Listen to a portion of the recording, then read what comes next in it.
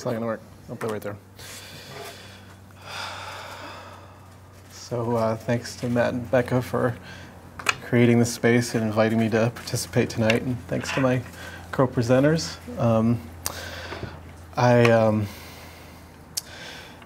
So my presentation at Burning Man was a range of things. There was some introductory material, but then the focus of it was just exploring some of my thoughts in terms of my own practice of astrology and what I've come to, how I've come to think about astrology as a practice of learning to have a more balanced life. I'm a Libra with Libra stellium, so I think about balance a lot, and so I really like the quote that you had, Chad, from Plato. I don't know if it was exactly a quote, but you were talking about Plato's idea of bringing your life into harmony with the celestial, or into harmony with the celestial order. And I do feel like the practice, the discipline of astrology is about that, learning to bring your life into harmony with the celestial order. But the way I presented this talk at Burning Man was really to an audience that might have been more skeptical or really new to astrology. And so I was talking about how astrology, whether you believe in it or not, whether you practice it or not, can still be a useful map of the psyche. It can be a useful map of balance or of wholeness, and that we can think of each of the 10 planetary principles, each of the 10 planets, as representing a different dimension of the psyche, and that through learning to have a relationship with each of them, you can move towards wholeness in your life. And so I was really inspired last week by Jessica's talk when she was talking about how the archetypes get excited. They have an excitement when we start to awaken to them and start to try to cultivate a conscious relationship with them. And that's sort of where this subtitle came tonight. I didn't add that until this evening. I was thinking about this practice of astrology and started to think about it as becoming kind of like a conscious dance partner with the gods. And so in the time I have tonight, I'm just going to go through 3 or 4 of the planetary archetypes and explore them in a way where we can think about what it would be like for each of us to have a balanced relationship with that god or goddess, what it would be like to have a kind of unintegrated or out of balance relationship with that principle, and then also what it might look like if that god or goddess were over-functioning in your life. We talk about archetypal possession states where we're kind of consumed by one principle's perspective. And then I also might mention a couple of thoughts about like ways to honor each archetype. So I thought I would start with Venus and Mars, since we actually in the sky collectively right now we have a Venus-Mars square. They're in a 90-degree relationship, and so I thought it might be good to start with them and what it might look like to have those planets in a balanced relationship. And so Venus represents, it's of course the goddess of love, beauty, art, and music. It has something to do with each of our human need to have pleasure in our lives, to have intimacy in our lives, to have beauty and art in our lives. Of course, it has a lot to do with the impulse towards romantic intimacy. And so if we think about what it might be to have a balanced relationship with Venus, to be in a kind of conscious dance partner mode with this goddess, then you might think about that it would be having an open heart. That would be a good indicator of a relationship with Venus. Feeling love from others and towards others, that sense of the 4th chakra being open, having a good romantic life, having lots of pleasure in your day-to-day life, honoring your need to enjoy time with friends. You know, Venus is romantic intimacy, but it's also, it's just the pleasure of going to a meal with your best friend, or going to a film, or going to a party. Having artistic outlets would be an important dimension of honoring Venus. Appreciating art, music, and dance. Allowing oneself to indulge in pleasures, adornments, beautiful objects, beautiful clothing, nice vacations. And I meant to say, as I go here, maybe you can all be in a kind of meditative mode and be thinking about what is your particular relationship with each of these principles, to see, do you feel like you have a balanced relationship with this principle, or does it feel like it's out of balance in your life? And so if Venus is unintegrated or out of balance, it might look like having a lack of love in your life, a lack of pleasure in your life.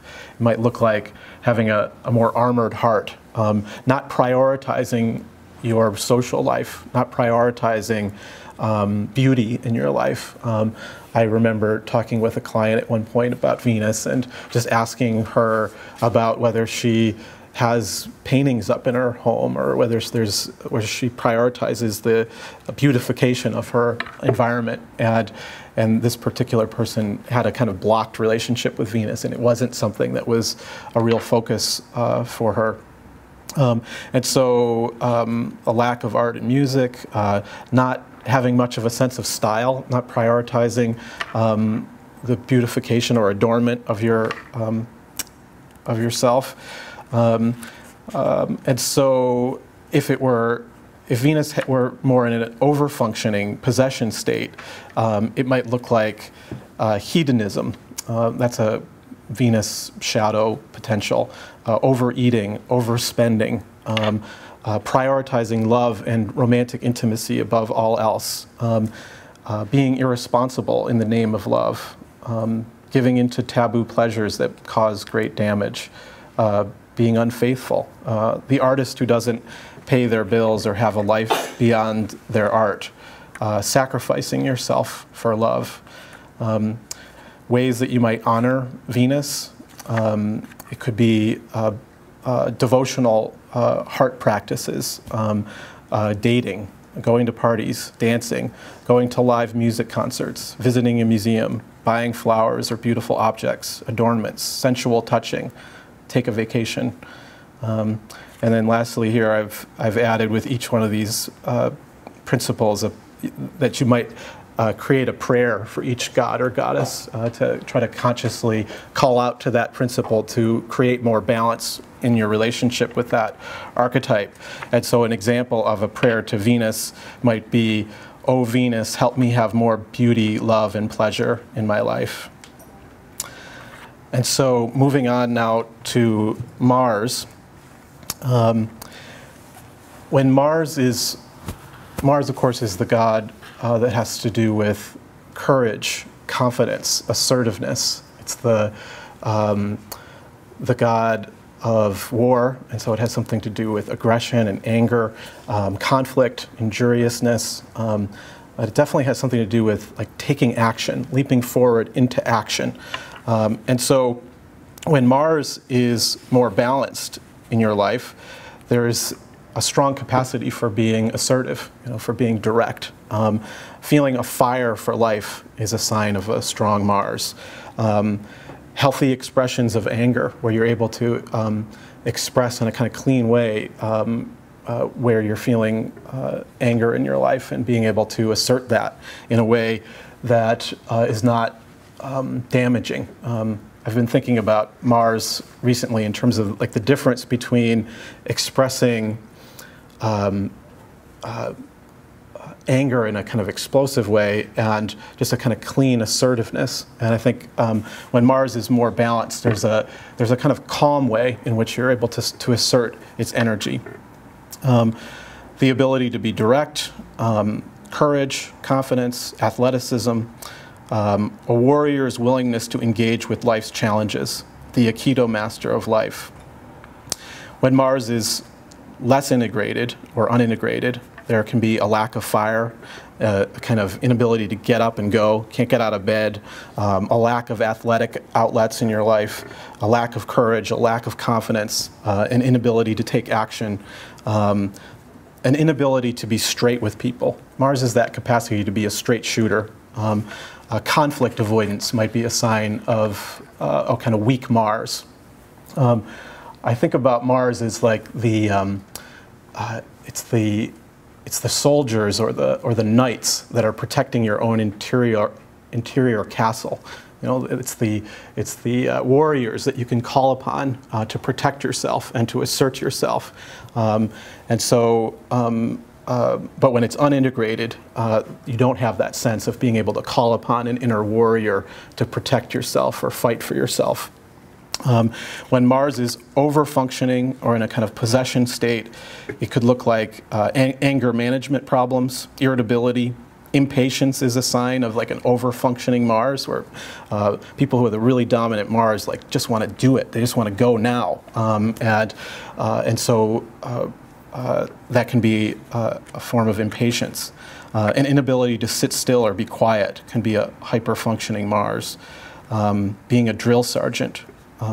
Feeling like life is just one battle after another. That could be over-dominant Mars energy.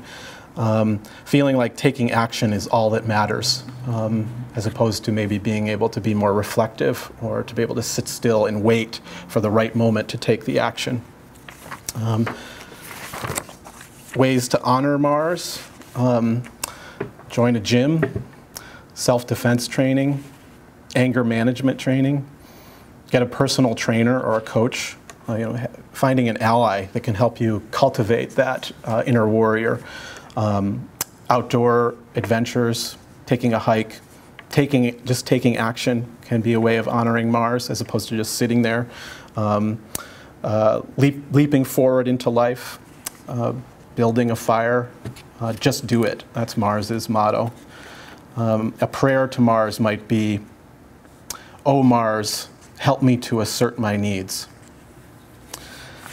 So, how are you guys feeling about Mars and Venus so far? Do you feel like you're pretty integrated or unintegrated? Does anybody have a prayer to Mars or Venus they want to offer up to the room? Individually or collectively? Whichever, it's fine. I like them together. You like them together? You got a prayer to both of them? I think someone else might. Really? Yeah. Who is that? I was just going to say that I was interested in being more assertive with my needs, being assertive, vocalizing, you know, I think you might have said that, Burning Man, the idea of like, if you don't have an integrated Mars, you can feel like the world is kind of coming at you and you're more of a passive victim. Yes. Being able to stand in the world, like leaning back out. Mm-hmm. That's something that resonates. Yeah, no, that really fits. Yeah, I think when Mars is not well integrated, there's a way in which it gets projected out into the world, and where you feel like you're under assault or you're under attack, and there can be this kind of retreating from life. Whereas when you own Mars, there's more of that sense of courage and confidence and capacity to assert oneself. Anyone else? I think of all the planets that Mars and Venus are the perfect dance partners. Yes. And their expression can be any manner of dancing, slow, fast, and it's, you know, you can honor both God and Goddess through that partnership. Yes. Yeah, thank you for that. Definitely, Mars and Venus together are, it's the archetype of dance and dancers. You see the combination in the charts of dancers and performing artists and musicians all the time. So, in my last few minutes, I'm going to try to do two more. And 7 or 8 minutes. seven or 8 minutes. I thought I would do Saturn and Uranus. We're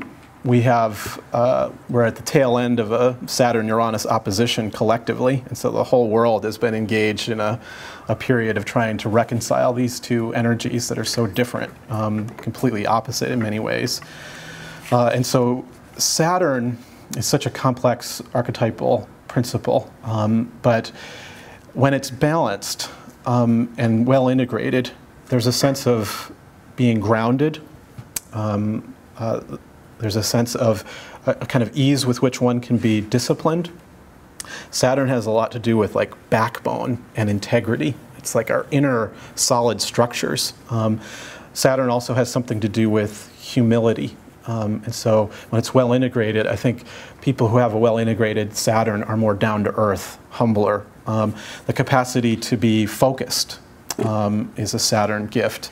There's a depth of personal authority when Saturn is well integrated.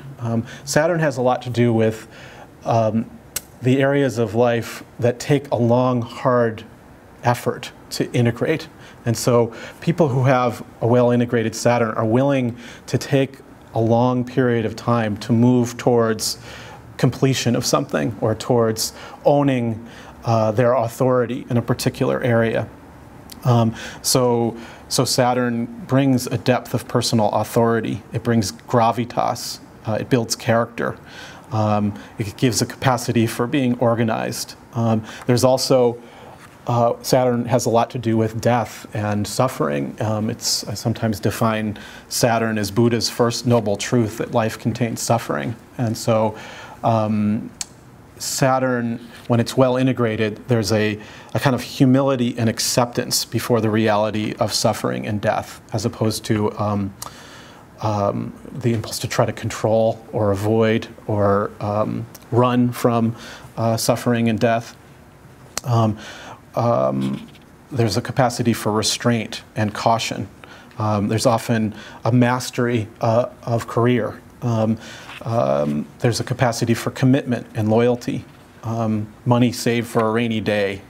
There's a reality principle, a capacity to stay grounded in reality, an ability to negotiate consensus reality. And then this is another important one, I think. When Saturn's well integrated, there's a kind of respect and empathy towards one's elders, towards the tradition, towards those who are more conservative than oneself, where there's a kind of respect and honoring rather than a kind of judging kind of relationship. When Saturn is less integrated, there's perhaps an inability to commit, a lack of discipline, a lack of focus. Perhaps one might be less organized or unorganized, ungrounded. The tendency to project one's authority onto others, where you see others as the authority who you turn to for guidance rather than finding your own inner authority. A lack of mastery, a lack of humility, can't pay the bills, laziness, avoidance of suffering and denial of death, an inability to negotiate consensus reality, disrespectful towards the traditional or conservative forces of the culture. When it's over-functioning, when Saturn's more in a possession state, one could look, Saturn can be the judge, it can be hyper-conservative, it can be curmudgeonly, and so one might be too serious, too existential. Often there's a kind of victim orientation to life when Saturn's over-dominated. Sometimes there can be a sense of hopelessness and meaninglessness. One could be controlling, a lack of humor, materialism, fear dominance, over-focused on work, structures, security, consciousness. One might be too loyal, hanging in there with certain relationships too long. That can be a Saturnian shadow form. The inability to let go and surrender, armoring, being caught in consensus reality in the skin-encapsulated ego. Can't break out of the limits of your own tradition. So ways to honor Saturn: get a job, get your shit together, lean into the sharp edges, take a training program that gives you a sense of mastery and authority, work on your to-do list, fulfill your duties and responsibilities, hang in there. Any form of discipline, athletic, spiritual, pay your taxes. That's my favorite one. Working hard at something over many years, delaying gratification. These are all ways of honoring Saturn. And so a prayer to Saturn might be, "Oh Saturn, help me be more responsible." And so briefly, I'll just run through Uranus here. Do I have 2 minutes to honor Uranus? Sorry, Saturn got a lot of attention there. It's good. It's good. So Uranus, of course, is the god that has to do with revolution, rebellion, the impulse towards freedom, change, new possibilities. And so when Uranus is more balanced, there's an openness to change, an acceptance and embrace of the new. playfulness, spontaneity, a recognition of the trickster, allowing for the unexpected rather than contracting around it, seeing the opportunity for freedom, newness, and taking it. Watching for those opportunities where you could move in a new direction. And I think so often when Saturn is over-dominant, there's a tendency to kind of calcify and get set in our ways, you know, to get stuck in a rut. And Uranus is constantly inviting us to dance and move in new directions, to open to new possibilities. And so when there's a healthy relationship with Uranus, you're attuned to those moments where there's that opportunity to jump in a new direction. Capacity to hold paradox, embracing your uniqueness and personal genius, seeing the potentials of the future, where Saturn is more oriented towards the past, Uranus is more oriented towards the future. The ability to break the rules, that's a Uranus gift. When it's unintegrated, there's a fear of change, a holding on to the past, being stuck in a rut, Scrooge-like, set in your ways. This sounds like Saturn, right? Can't teach an old dog new tricks, a lack of spontaneity, a lack of playfulness, inability to break the rules, playing it safe, stuck in the status quo. When Uranus is over-functioning, it might look like irresponsibility, constant change, being ungrounded, a lack of respect for the tradition, not honoring your elders, breaking the law in dangerous self-destructive ways, a kind of adolescent irresponsibility can be a Uranus hyper-functioning tendency, drawing consequences from Saturn for being so rebellious, always changing to something new and not hanging in there long enough. See how Saturn and Uranus kind of correct and balance for each other. We're all being called to honor both, to be grounded rebels, disciplined revolutionaries, humble, wild people.